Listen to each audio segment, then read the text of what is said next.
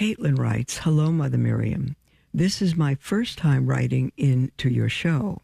I recently discovered you on YouTube when I watched a video of you sharing a story about a time that you charitably corrected your coworkers for using the Lord's name in vain during your time working as a waitress at a diner in Poughkeepsie.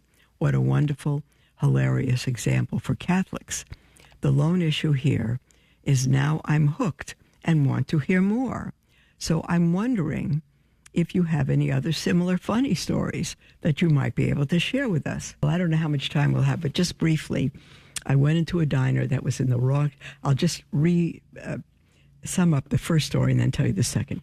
I went into a diner that was in the raunchy part of Poughkeepsie where the owner of an adult store across the street was shot. In any case, I wound up working at that diner. It's even a beautiful story how I wound up working there, because I was in my 40s and all the waitresses were teens and 20s and out of jail and on drugs, and they used our Lord's name in vain with every sentence and cursed and all that. Well, I was not a Catholic yet, but I was Christian, and they would say, "Jesus Christ," all over the place. And oh my goodness, my heart sank. But I'm not going to correct them in a negative way, because I just started working there and I wanted to be a help to them. So I waited a couple of weeks, then I got an idea.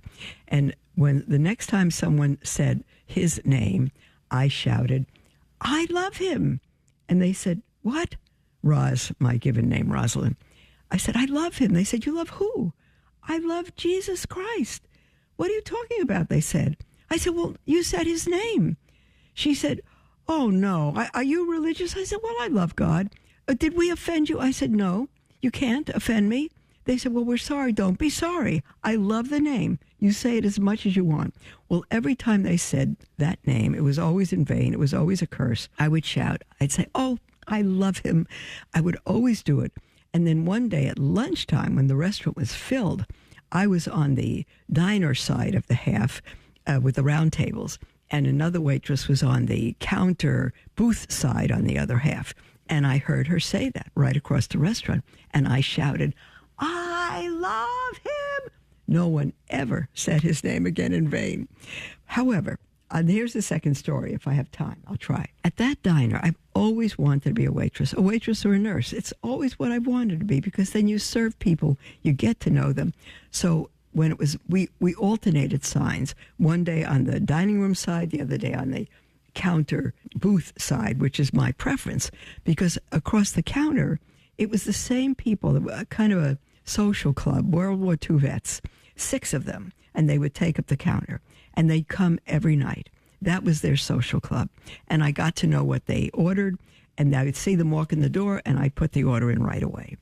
But when I was new, we wore, thanks be to God, a dress, and the dress came to the knees with little puff sleeves and buttoned up here. It was with an apron. It was adorable and modest. And one of them said to me after a week or two, "What are you?" I said, "What do you mean, what am I?" "Come on, what are you?" I said, "I'm a waitress." "No, you're not. You're a teacher, aren't you?"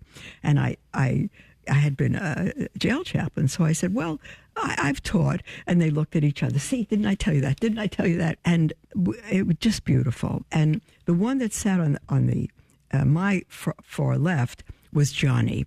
And Johnny never shaved, looked like he hadn't taken a bath for 6 months, shaved, filthy clothes, always wore a hat, always. And then on the other end of the counter was his cousin Teddy, who was just normal, shaved and all that. And there are 4 men in between. They're all friends and sharing tons of stories. And so I got to know them. Well, after a while, Johnny wasn't there a few days, and I asked them where he was. And they said, well, he has cancer of the mouth, and he went down to Sloan Kettering. He has to go every 6 months for them to treat it. And I said, oh, my goodness. Well, he was out a couple of weeks. And when he came back, I was, again, on the booth side with the counter, and he walked in the door. I think it was a Saturday afternoon. And he walked in the door, and he saw me, and he said, oh, no.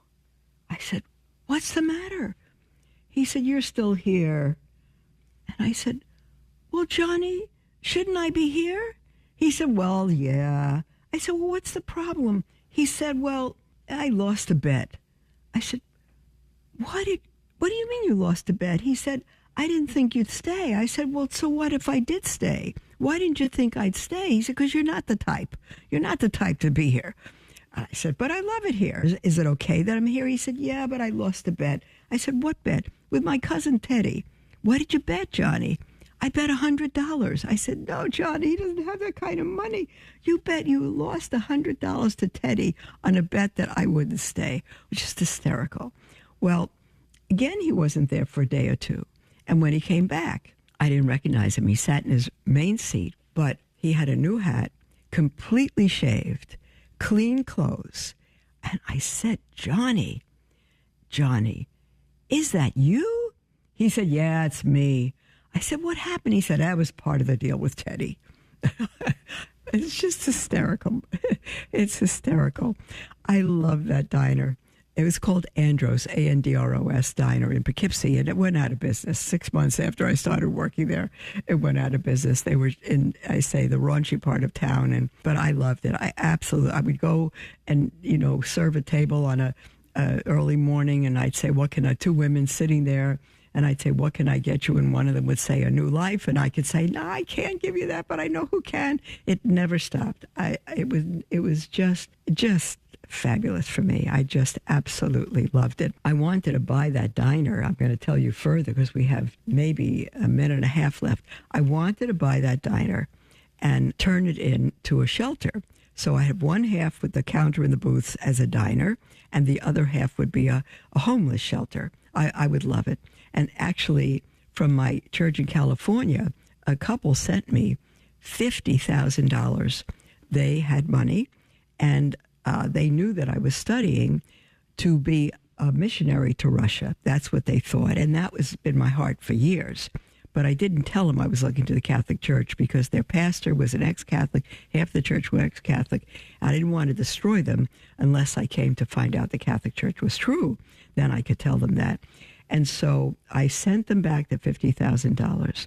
And I said, oh, my dear ones, this is too good to be true, but I cannot receive it.